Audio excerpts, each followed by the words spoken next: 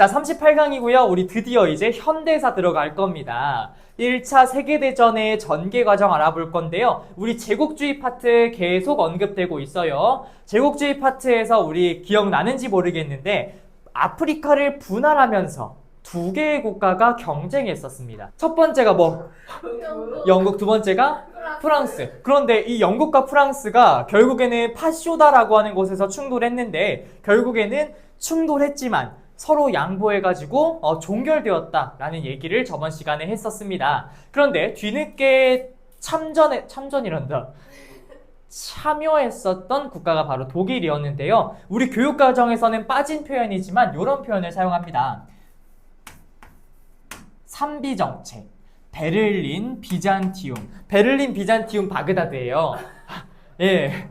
그래서 그게 3B 정책이었고요. 그다음 3C 정책으로는 뭐 콜카타, 케이프타운, 카이로 맞아. 그 세 개 지역을 잇는 게 3C 정책이었습니다.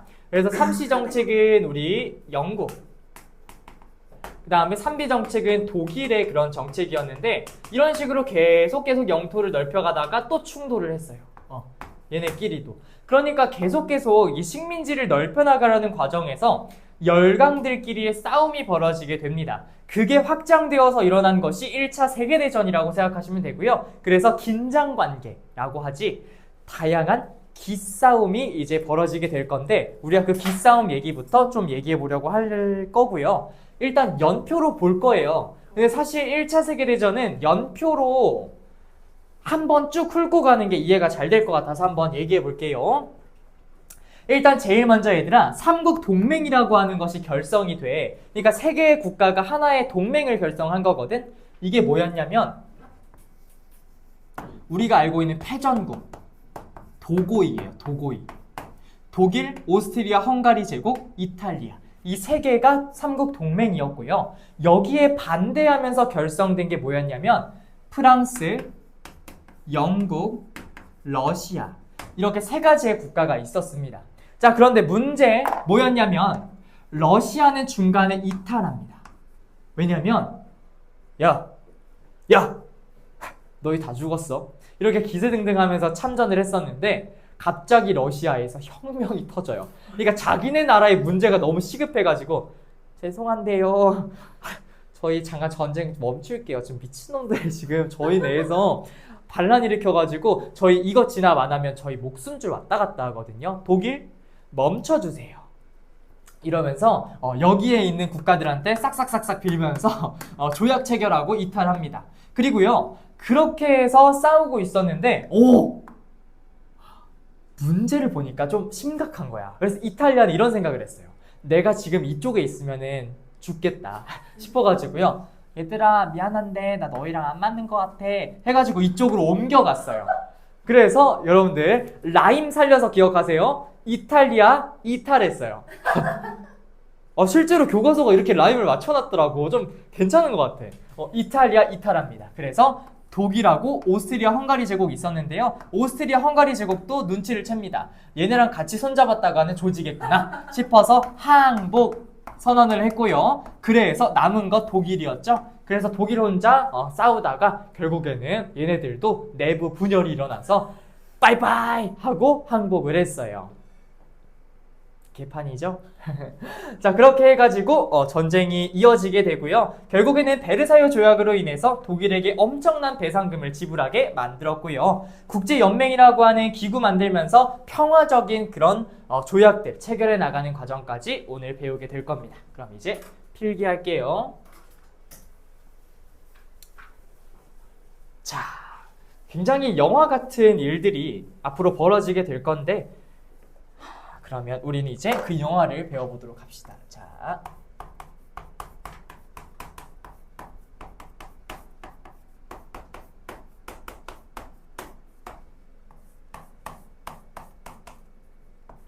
자, 1번 우리는 배경부터 들어가 볼게요. 자, 일단 긴장관계가 형성이 돼야 되기 때문에 삼국 동맹과 삼국 협상이라고 하는 애들이 제국주의 식민지배 팽창 정책을 할 때부터 기싸움이 엄청 심했습니다. 그래서 삼국 동맹이라고 하는 아이들부터 얘기해 보도록 할게요. 이 삼국 동맹을 약간 주도했었던 게 독일이라는 국가였는데 이 독일을 중심으로 해서 결성이 됐어요. 독일, 오스트리아,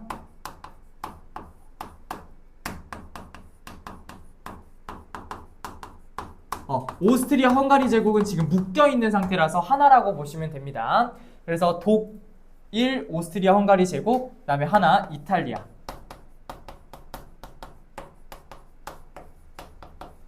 요게 삼국 동맹의 상황인 거고요. 그 다음에 하나는 삼국 협상입니다.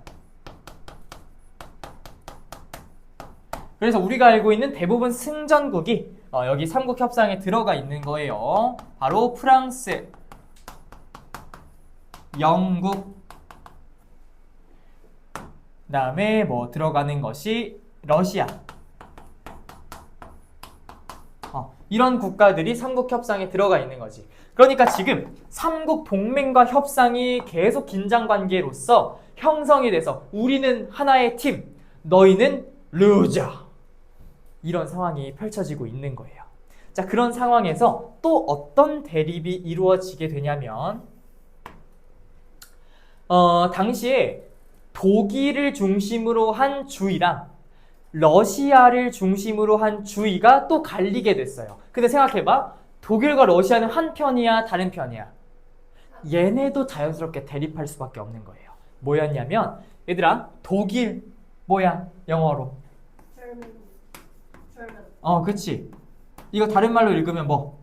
게르만이지. 범게르만주의.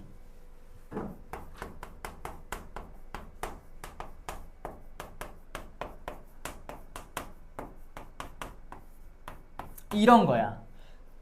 독일과 편할 사람 여기 붙어라 해가지고 붙은 게 범게르만주의. 그 다음에 러시아랑 팀할 사람 여기 붙어라 한 게 범슬라브주의입니다.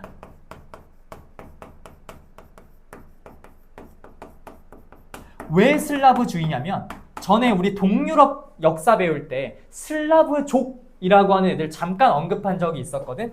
얘네는 슬라브의 기원이 되는 애들이라서 그래서 슬라브주의라고 러시아를 부르는 거예요. 자, 그래서 범게르만주의랑 범슬라브주의도 나뉘어가지고 대립을 하고 있는 상황이야. 그럼 완전히 지금 극단적으로 파가 나뉘게 됐던 거지. 그런데 나머지 국가들도 하나 둘씩 여기에 붙게 됩니다. 대표적으로 얘들아, 전에 배웠던 오스만 제국 기억나? 안 나면 안 되지. 오늘 배웠는데 그 오스만 제국 또 어디에 붙을까? 한번 예상해봐. 여기 동맹이랑 협상 중에서 협상? 동맹. 동맹에 붙었어요. 오스만 제국도 여기에 참전을 하게 된 겁니다. 자, 그리고 얘들아, 세르비아라고 들어봤어? 이탈리아 할 때 난 가르친 적이 없는데? 세르비아 오늘 처음 배워보는 단어예요. 그 세르비아는 여기 쪽에 약간 치우쳐져 있는 그런 국가였거든. 그러니까 세르비아, 오스트리아, 헝가리 지금 사이가 좋은 편이야? 안 좋은 편이야? 안 좋은 편이지요. 그런데 여기에서 문제가 하나 터지게 됩니다. 오늘은 그 문제부터 이제 전개 과정으로 써보도록 할게요. 2번 전개. 자, 우리 전개 과정은 조금 길어요. 그래서 몇 개 정도 있냐면 7개 정도 있습니다. 와우. 네, 굉장히 많죠? 그러니까 우리 7개 정도 쓸 거예요. 자, 사라예보 사건이라고 써봅시다. 1번. 설명하는 것도 맞나요? 설명은 그렇게 길지 않아요.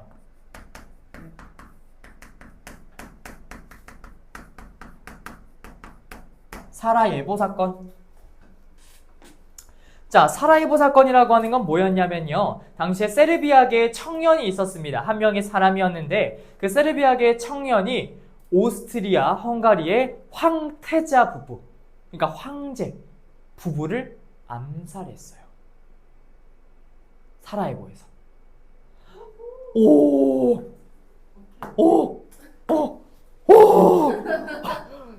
야, 대단해. 그래가지고 사라예보 사건이 막 터진 거야. 그러니까 지금 동맹이랑 협상이랑 안 그래도 사이가 지금 긴장 관계인데 두 명이나 죽었다는 걸 들었어. 난리 난 거지. 그래서 야 세르비아, 야 너네 협상 쪽 아니야? 너 미쳤냐? 하면서 선전포고를 했어요. 그래서 사라예보 사건으로 인해서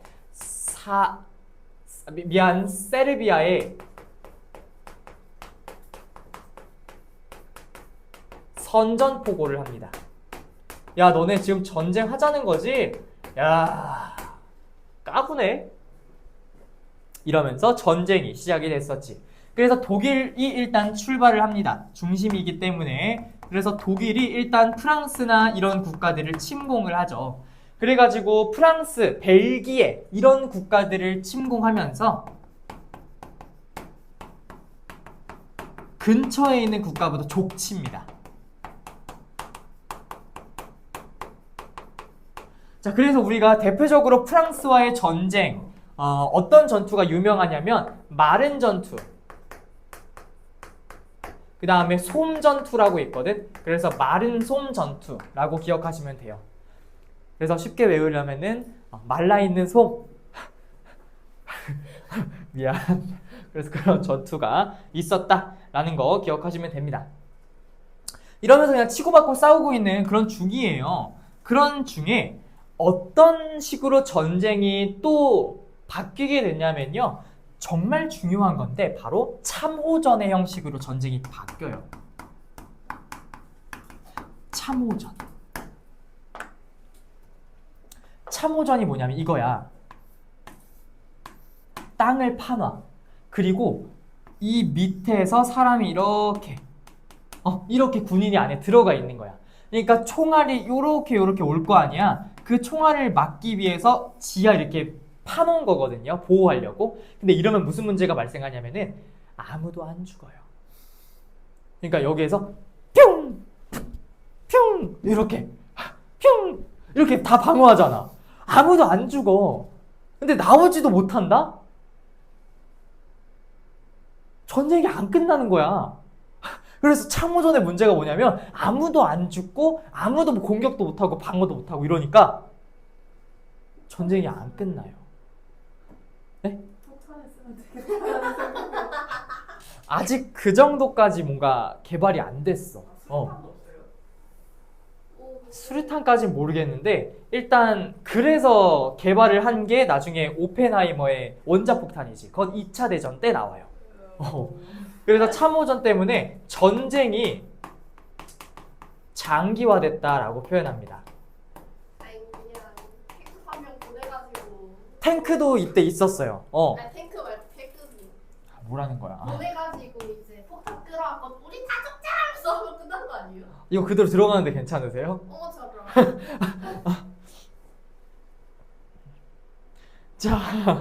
자 그런 상황에서 이탈리아 눈치 깝니다. 그래서 이탈리아 이탈해요.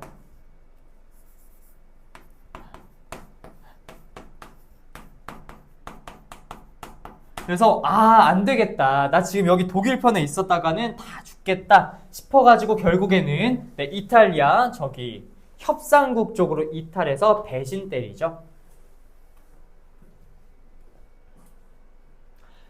자, 그리고 중요한 사건이 터지게 되는데 오늘 1차 세계대전 중에서 가장 중요한 사건이에요. 뭐냐면 치머만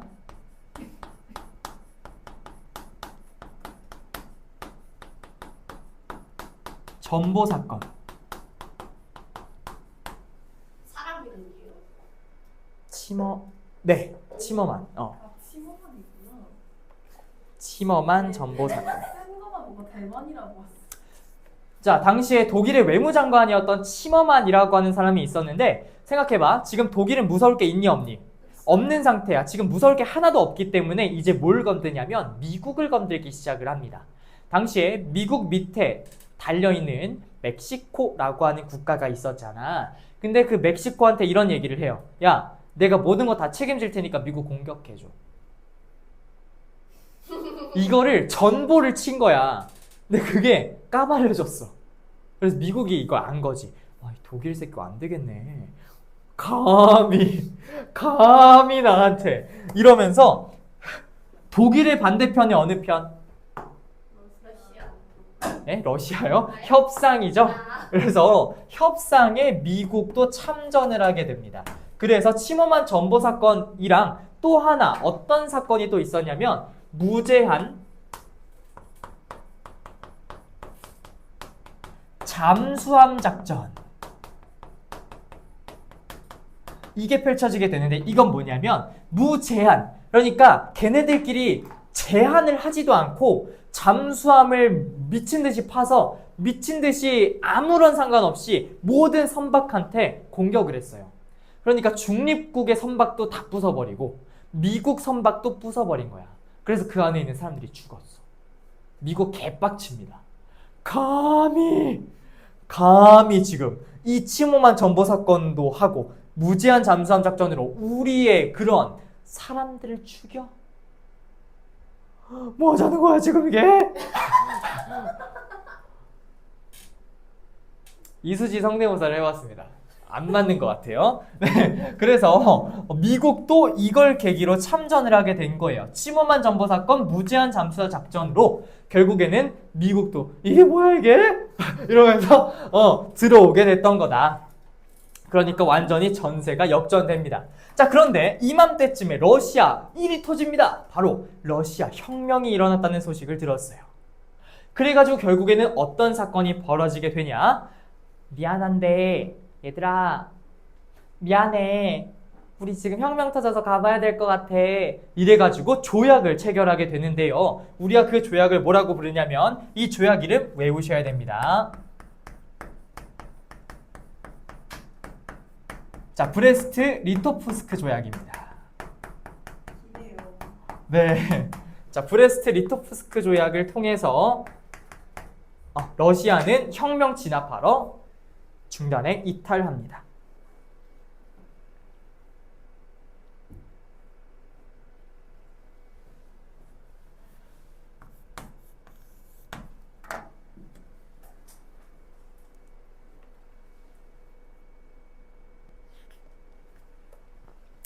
자, 그러다가 이제 남은 거는 얘네들도 이제 항복을 합니다. 오스트리아 헝가리 제국도 항복하고 이탈리아 이탈해버렸잖아. 그러니까 이제 독일밖에 안 남았네요.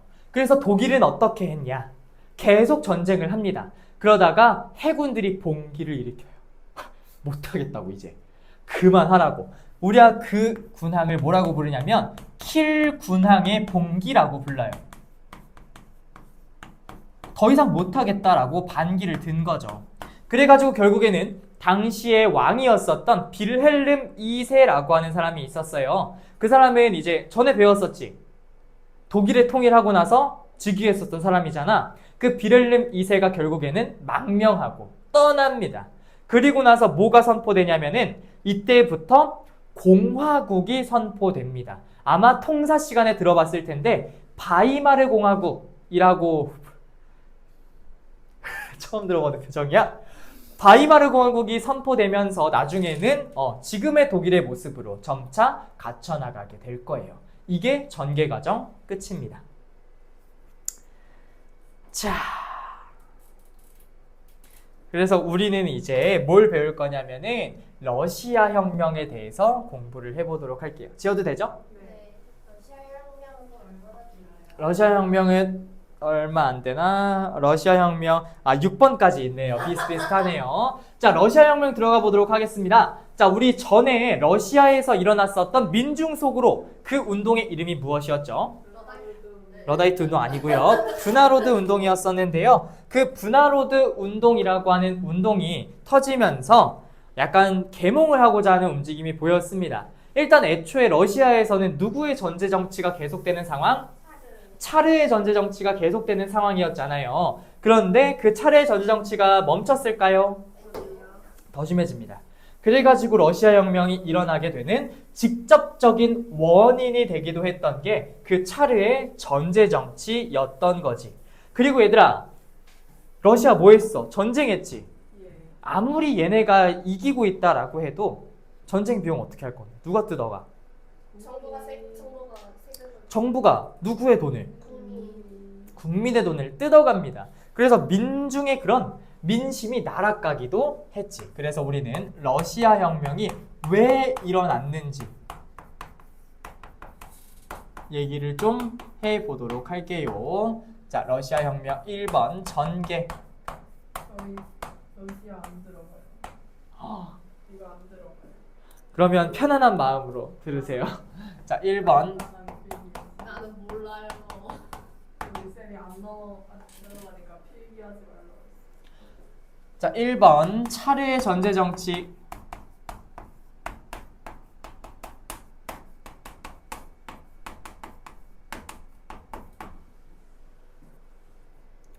그리고 이때 얘들아 1904년에 러일 전쟁이 또 한 번 터지게 됩니다. 근데 너희도 알다시피 누가 이겨? 일본이 이겼지. 그러니까 러시아는 지금 전쟁에 진 상황이기도 합니다. 그래서 일단 요게 배경이 됐었고요. 사람들의 그런 민심도 뚝 떨어지고 심지어는 차례가 계속해서 전제 정치를 하니까 시위도 탄압을 했습니다. 그래서 완전히 사람들을 학살해버린 사건이 하나 등장하게 되는데 우리가 이거를 피해 일요일 사건이라고 얘기해요. 완전 피가 나는 그런 사건이 하나 터지게 된 겁니다.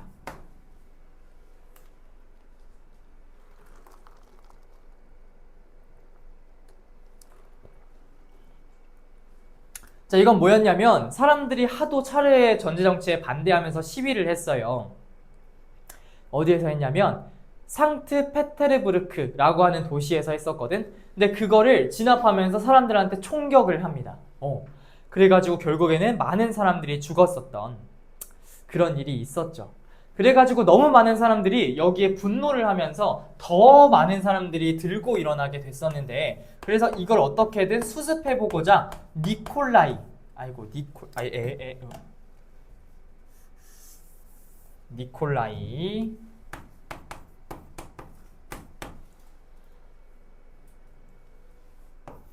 2세 라고 하는 사람이 등장하게 됩니다. 자, 니콜라이 2세가 등장하면서 다양한 자유를 인정해 주려는 개혁을 하게 돼요. 언론, 출판, 집회, 결사의 자유를 인정하려고 하는 그런 개혁을 해 나가게 됩니다. 그런데 이거는 사람들을 위해서라기보다는 이런 시위를 무마하기 위한 것에 불과했어요. 그러니까 어떻게 됐을까? 사람들의 분노가 사그라들었을까? 더 빡쳐요, 사람들이. 아니, 감히 국민들을 기만해? 이러면서 사람들이 분노를 금치 못하게 됩니다. 그래가지고 사람들을 중심으로 해서 하나의 그런 뭔가 개혁 기구 같은 게 하나 만들어지게 되거든요. 그걸 우리가 뭐라고 부르냐면 소비에트라고 불러요. 이 소비에트라고 하는 사람들이 모인 기구가 결성이 됩니다.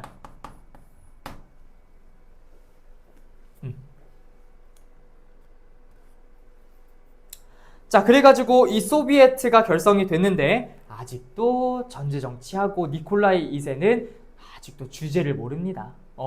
그래가지고 결국에는 어떻게 됐냐면 5번째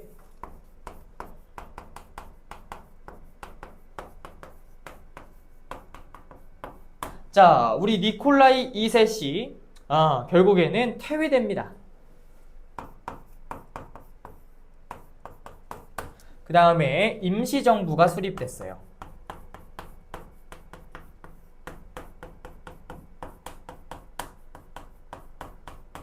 자, 우리가 이 사건을 뭐라고 부르냐면 이거는 우리의 달력 세는 거랑 좀 달라요. 러시아력으로 인해서 2월에 일어난 혁명이다 해서 우린 이거를 2월 혁명이다 라고 부릅니다.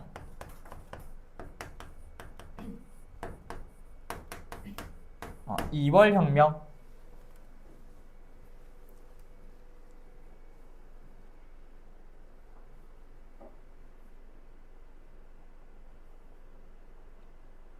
자, 그리고 나서 니콜라이 2세 다음에 오는 사람이 누구냐면 요 사람은 그냥 일반 사람이었는데 레닌이라는 사람 유명하죠. 그 레닌이라고 하는 사람을 중심으로 해서 당시 의회에서는요 다수파랑 소수파가 있었거든. 근데 그 다수파를 부르는 게 볼셰비키라고 하는 사람들이었어. 당시 언어로 하면은 그 볼셰비키를 데리고 가서 엄청난 혁명을 일으키게 되는데 그게 바로 소비에트 하나의 정부를 만들게 됩니다.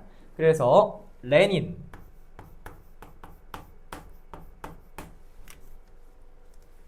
당시 임시정부를 몰아내고 소비에트 정부라고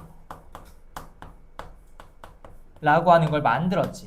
너희들도 알다시피 소비에트 정부는 나중에 소련이라고 하는 그런 연방을 구성하게 될 건데 얘네들은 사회주의입니다. 사회주의. 너희들 공산주의 국가라는 말 들어본 적 있죠? 공산주의 국가는 없는 말입니다. 공산주의는 국가 자체를 인정하지 않거든. 그러니까 공산주의를 지향하는 사회라고 보시면 돼요.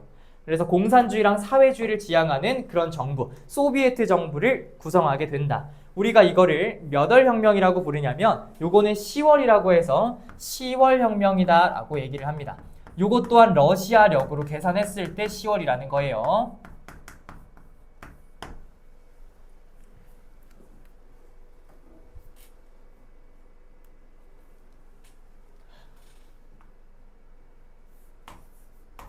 자, 러시아 혁명 후의 러시아의 상황도 한번 봅시다.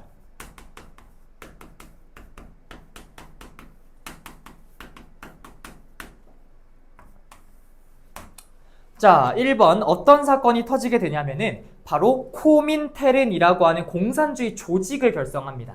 그래서 코민테른 나중에 또 나올 거야, 냉전할 때.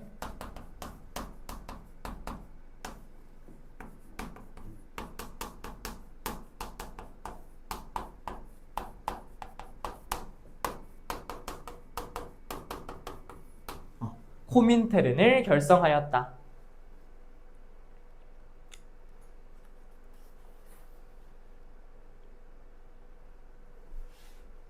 자, 그래가지고 얘들아, 이런 사회주의나 공산주의는 노동운동이나 이런 걸 되게 많이 한단 말이야. 그래서 국제적으로 노동운동이나 이런 걸 되게 많이 지원을 해줬었거든. 근데 러시아의 경제 상황이 급격히 안 좋아지기 시작을 했어요.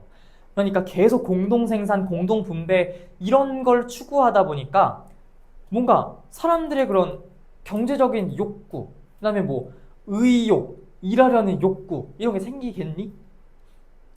그래가지고 일부 시장경제 요소를 도입합니다. 그러니까 자본주의의 그런 살짝의 요소들을 갖고 오게 되는데 그걸 우리가 뭐라고 부르냐면 신경제정책이라고 불러요. 새로운 경제정책.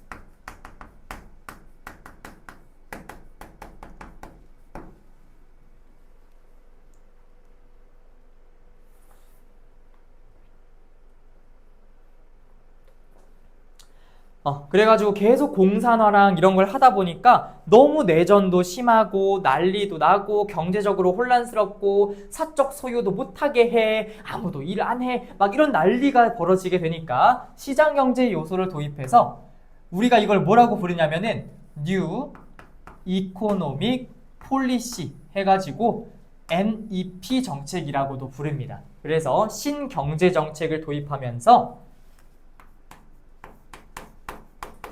시장경제 일부 그런 체제를 도입하였다라는 거 기억하시면 됩니다. 자, 그리고 나서 다양한 사회주의 국가들을 모으게 되지요. 그래서 뭐 우크라이나라든지 뭐 등등등의 국가들, 뭐 소비에트를 그런 믿는 그런 정부들의 모임, 연방 그걸 수립하게 됩니다. 그래서 우리가 그거를 하나의 모임으로 불러서 소비에트 연방이라고 불러요. 줄이면 소연이죠. 그런데 우리는 이응을 리은으로 바꿔서 부르기 때문에 요거를 소련이라고 합니다. 그래서 소련을 수립한다. 소비에트 연방을 수립한다. 그래서 국가들의 모임을 우리가 소련이라고 부르게 되는 겁니다. 자, 쉽지 않다. 자, 그래서 우리 레닌이 집권하고 나서부터는 이런 코민테른, 신경제 정책, 그 다음에 소비에트 연방 수립까지 나오게 됩니다. 그런데 레닌이 이제 나가고 나서 그 다음에 오는 사람이 바로 독재를 했다고 유명한 바로 스탈린이라는 사람이 돼요. 그래서 네 번째 스탈린 집권.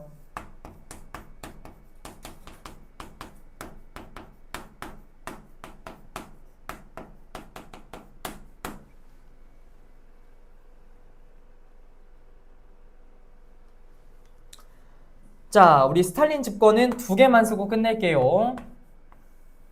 자, 우리 스탈린 때는 일단 뭘 하게 되냐면은 경제개발 5개년 계획을 수립합니다. 그러니까 앞으로 국가를 어떻게 운영할 것인지, 어떻게 개발할 것인지에 대해서 5개의 해 동안 어떻게 할 건지의 계획을 제출하게 돼요.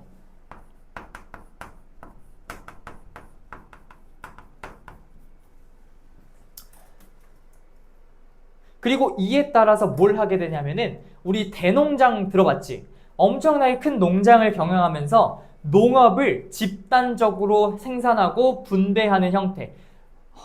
사회주의지. 거기서 추구하는 바를 농업에서 이루어지게 됩니다. 그래서 집단 농업화 정책을 하게 돼요.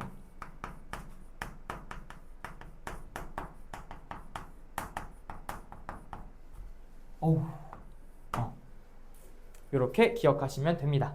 그래서 여기까지가 일단 혁명 후의 러시아 내용이고요. 그래서 우리는 이제 러시아 혁명까지 배웠으니까 1차 세계대전 마무리하고 끝내도록 합시다. 자, 얘들아, 근데 우린 이미 알고 있어. 야, 누구한테 배상금 엄청 물리겠니? 독일이겠지. 아, 근데 당연히 물려야 되는 거 아니야? 아니, 패배하면 모든 책임을 져야 되는 거예요. 그러니까 패배하면은 걔네가 책임을 져야지 당연히. 그러니까 패전국에 대한 완전한 보복을 해야 되잖아요. 그리고 다시 이 전쟁이 있으면 돼, 안 돼? 안 되는데 일어나죠. 절대 안 돼. 이 전쟁 사람이 얼마나 많이 죽었는데. 그래가지고 다시는 전쟁을 일으키지 말자라고 하면서 군비를 축소하고자 하는 그런 체제를 도입하게 됩니다. 그래서 우리는 이것을 베르사유 체제라고 얘기합니다. 자, 베르사유 체제 1번.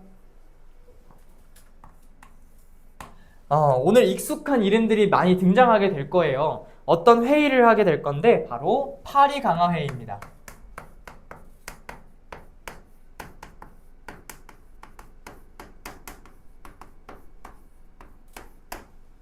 어떡하지?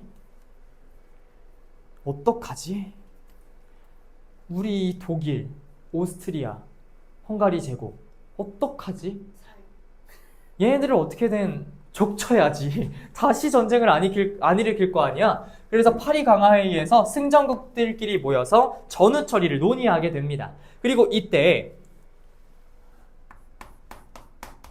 평화 원칙에 관한 여러 가지 조항들이 나오게 됩니다. 평화 원칙. 그래서 이때 14개의 조항이 만들어지게 돼요. 그리고 평화원칙 14개조를 제안했던 사람이 바로 미국의 윌슨 대통령이라는 사람이었고요. 모든 국가는 스스로 모든 것을 결정해야 된다라고 하는 민족 자결주의에 대한 내용을 선포하게 됩니다.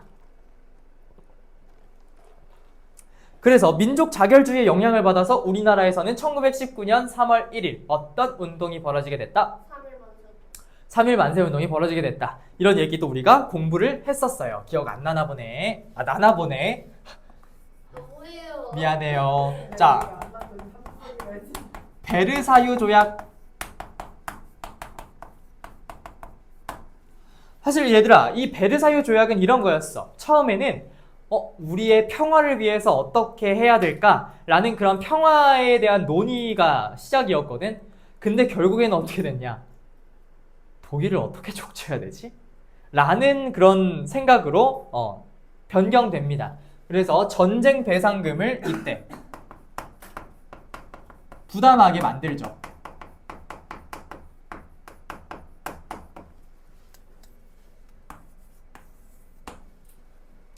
그래서 전쟁 배상금도 부담하고 그 다음에 국제 평화를 위해서 뭘 만들게 되냐면 국제연합이라고 하는 걸 만듭니다. 어떻게 해야 국제적으로 평화로울 수 있을까를 이 기구를 통해서 만들었던 건데 중요한 거 잘 기억해. 국제연합하면 얘들이 UN으로 착각하는 사람들이 있는데 요건 UN이 아닙니다. 요건 나중에 사라져요. 그러니까 꼭 기억하세요. 자, 국제연합이 조직됐고요. 유엔은 2차 세계대전이 끝나고 만들어지는 거다라는 거 기억하시면 됩니다. 심지어 국제연합 이거 만들자 한 게 윌슨 대통령이었는데 정작 미국은 가입 안 했어요. 왜냐면 이거는 서로서로 돕고 살자라는 거였거든. 근데 그런 것 때문에 비슷해요. 당시에 미국은 먼로 선언을 통해서 먼로주의라고 하는 게 막 퍼지고 있었거든. 서로 불간섭하자는 거야. 서로 신경 끄고 살자라는 거. 그러니까 사람들이 반발해서 결국엔 가입을 못했다는. 미국은 이기주의야. 맞아. 맞긴 해. 자, 워싱턴 회의로 갑시다.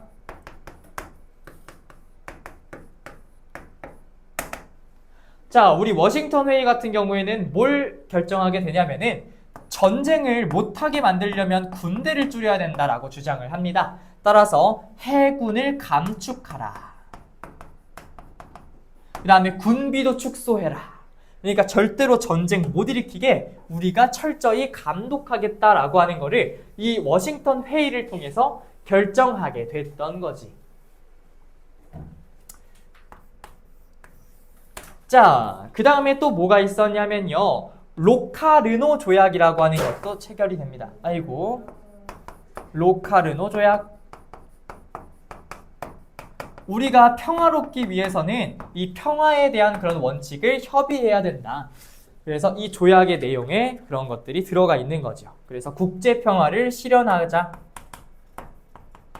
이런 거를 조약으로 명시해 둔 거예요. 전쟁이 다시 벌어지지 못하게.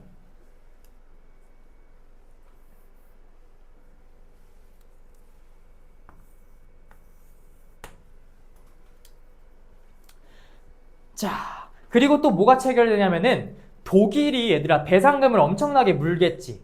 근데 문제는 뭐냐면 독일에 돈이 없었어. 돈이 없어가지고 못 내는 거야. 돈을 내고 싶어도. 그래가지고 어떻게 해주기로 했냐면은 어느 기간 동안 이 정도 내라. 이런 거를 딱 정해놨었고요. 뿐만 아니라 뭐 소금세나 이런 국민한테 걷는 세금으로 나중에 내도 되니까 천천히 납부해라 라고 하는 거를 조약으로 체결했는데 근데 내야 되긴 내야 된다고 했어요. 그래서 그걸 우리가 켈로그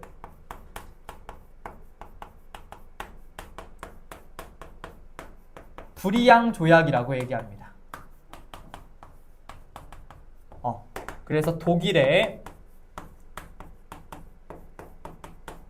배상금에 대한 그런 논의를 한 거예요. 그래서 그거를 짱 박아 두었다. 그게 켈로그 불이양 조약이었다라는 얘기입니다.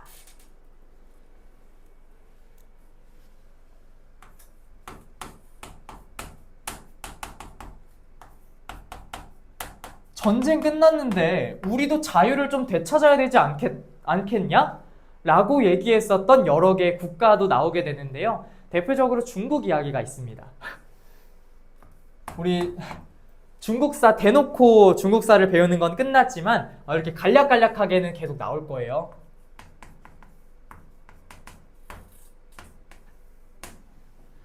자, 중국의 사례 1번 신문화운동.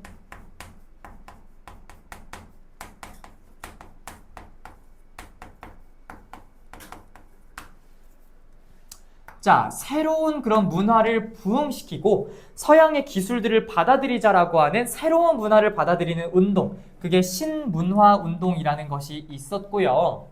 다음 두 번째 또 뭐가 있었냐면 중국에서 벌어졌던 오사운동이라는 것이 있습니다. 자, 오사운동은 뭐냐면 우리 전에 청일전쟁 잠깐 언급했었죠. 근데 당연히 누가 이겼어? 일본이 지금 다 이기고 있는 상황이잖아. 그래서 우리 중국 보면은 중국 지도에서 이렇게 살짝 튀어나온 부분 있지? 있어. 그게 산둥반도예요. 그 산둥반도에 대한 이권, 그러니까 이 지역에 대한 지배권, 이권 이런 것들을 누가 가질 것인지에 대한 그런 논쟁이 벌어진 거야. 근데 야, 이게 논쟁까지 가야 되는 거야? 당연히 누구 거야? 이거 원래 중국 거야. 근데 일본이 이 산둥반도에 대한 이권을 가져가겠다라고 하면서 21개조의 요구사항을 내걸었었거든요. 그러면서 빼앗겼었는데 오사운동이 벌어지면서 왜 우리가 그 땅을 빼앗겨야 되냐? 일본이 뭔데? 하면서 21개조 요구를 철폐하라고 운동을 벌입니다. 이 오사운동에 영향을 줬던 게 민족 자결주의, 민족은 스스로 자기의 권한을 결정해야 된다는 논리랑 당시에 3.1운동의 영향을 또 받았어요. 동경을 했어. 실제로 우리나라를. 그래가지고 21개조 요구를 그렇게 내걸었던 겁니다. 유관순 열사는 진짜 존경할 만하지. 자, 그 다음에 산둥반도. 여기 반환하는 게 일단 목표였지.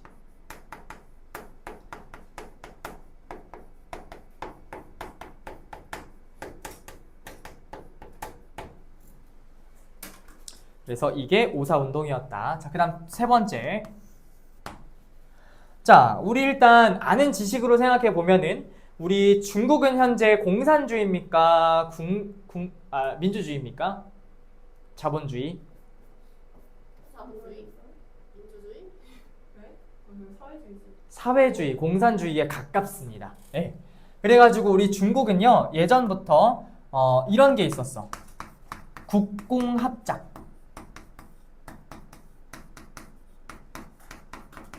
이게 뭐냐면 당시에 국민당이랑 공산당이 서로 사이가 되게 안 좋았었단 말이죠. 그래서 당시에 순원을 중심으로 했던 국민당과 아니다, 나는 공산당이 좋다 라고 했었던 사람들이 결국엔 나뉘어가지고 국공내전이라고 하는 걸 계속 벌이면서 서로 사이가 안 좋았었어요. 그래서 뭐 천두슈 이런 사람들이 공산당을 이끌었었고 나머지 사람들은 이제 국민당에 속해 있는 사람들도 있었는데 국공합작을 하게 됐습니다. 왜 갑자기 같이 힘을 합쳤을까? 더 강한 애가 나왔나 보다. 또 강한 애가 나왔을까? 일본에 대항하는 겁니다. 지금 제국주의가 판을 치고 있는 세상에서 우리가 힘을 합치지 않으면은 막아낼 게 없다. 그러니까 막아낼 수가 없다. 그래서 반제국주의 운동을 이렇게 해서 벌이게 된 거예요. 힘을 합쳐서. 하지만 워낙 사이가 안 좋았습니다. 그래서 계속 국민당이 공산당을 탄압하니까 대장정을 떠났어. 피해가지고. 그래서 대장정. 공산당이 피신간 거예요. 너무 탄압을 하니까. 그러다가 하나의 큰 사건이 터지게 됩니다. 그게 바로 뭐였냐면 바로 시안 사건이라고 하는 것이 터지는데 나중에 순원 다음으로는 이 국민당을 이끌었던 사람이 바로 장제스라는 사람이었어요. 근데 그 장제스가요 붙잡힙니다. 그게 바로 시안 사건이야. 감금 그거나 자, 그 다음에 또 어떤 사건이 벌어지게 되냐면요 이 당시에 1937년 중일전쟁이 벌어집니다. 너희들도 알다시피 일본이 미쳐가지고 이 중일전쟁을 하면서 위안부 피해자 문제도 동원이 됐었죠. 그래서 이때 2차 국공합작이 터지게 돼요.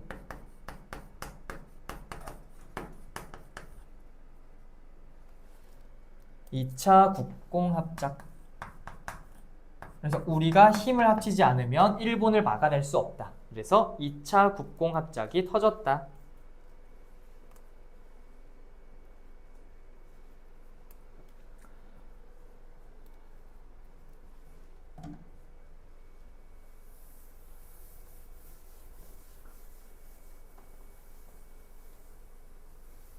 그래서 중국에서는 이런 윌슨의 민족 자결주의나 이런 거에 영향을 받아서 일본에게 대항하고 있는 한편 다른 국가들의 상황도 간단하게 봅시다. 자, 인도.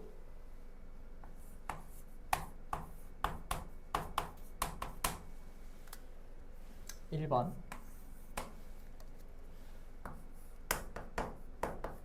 간디의 소금 행진이 있었습니다. 그래가지고 간디가 이때 롤러법이라고 하는 게 있었어.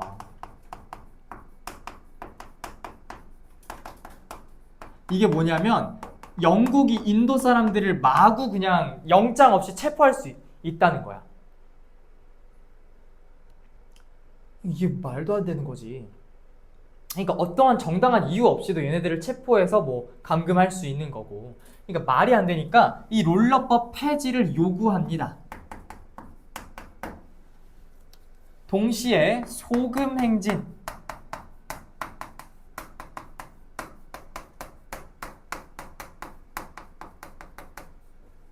비폭력 불복종 운동을 벌이기도 했지.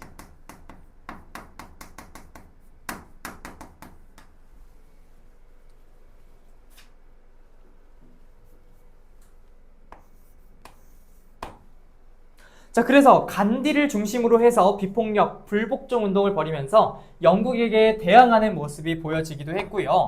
뿐만 아니라 네루라는 사람을 중심으로 해가지고는 영국에게 저항합니다. 크게 저항했어.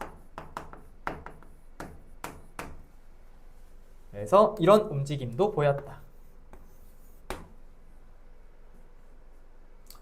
자, 이런 노력 덕분에 결국에는 신인도 통치법. 왜 이렇게 잘 안 써지지?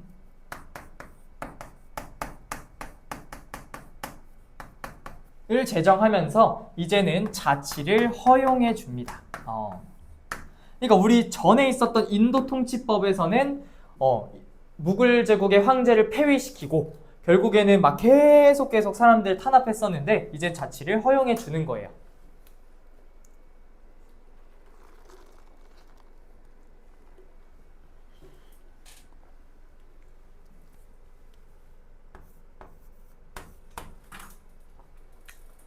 얘들아, 우리 오스만 제국은 오스만 튀르크라고도 부른다 했었지. 튀르크가 지금의 무슨 나라일까? 튀르키예요. 그래서 이 당시에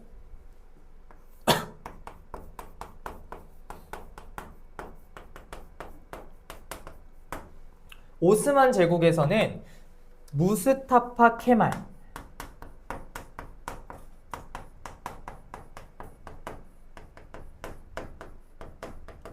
을 중심으로 해서 튀르키예 공화국이 탄생합니다.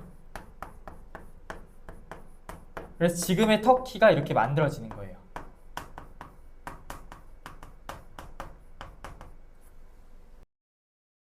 마이크가 갑자기 꺼지는 바람에 AI 보이스로 남은 1분을 마무리해 보겠습니다.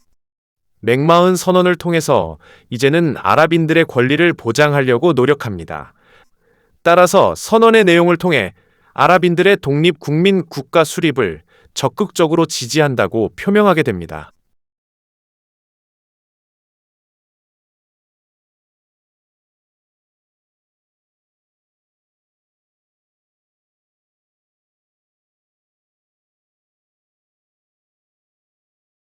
그리고 벨푸어 선언을 통해 팔레스타인 지역에 유대인들을 위한 민족 국가 수립에 동의한다는 내용을 표명하게 되죠.